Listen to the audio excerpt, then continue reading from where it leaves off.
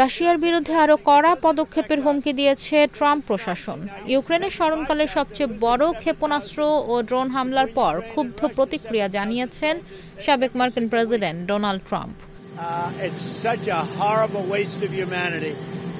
স্থানীয় সময় রোববার ম্যারিল্যান্ডের অ্যান্ড্রুজ সামরিক ঘাঁটিতে সাংবাদিকদের তিনি বলেন, মানবতার এক ভয়ঙ্কর অপচয় হচ্ছে ইউক্রেনে।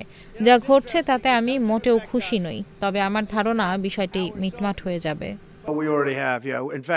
এই মন্তব্যের আগেই হোয়াইট হাউসে সাংবাদিকদের এক প্রশ্নের জবাবে ট্রাম্প ইঙ্গিত দেন, রাশিয়ার উপর নিষেধাজ্ঞার দ্বিতীয় ধাপে যেতে তিনি প্রস্তুত, যদিও বিস্তারিত কিছু জানাননি। Frankly, if they make the wrong decision, it would be a devastation for our country. এদিকে রাশিয়ার অর্থনীতি ধসিয়ে দিতে আমেরিকা ও ইউরোপকে একসঙ্গে কাজ করার আহ্বান জানিয়েছেন যুক্তরাষ্ট্রের অর্থমন্ত্রী স্কট বেসেন্ট। এনবিসি নিউজকে দেওয়া এক সাক্ষাৎকারে তিনি বলেন, বিষয়টা এখন নির্ভর করছে ইউক্রেনীয় সেনারা কতদিন টিকে থাকতে পারবে এবং রাশিয়ার অর্থনীতি কতটা চাপ সহ্য করতে পারবে সেই হিসাবের ওপর।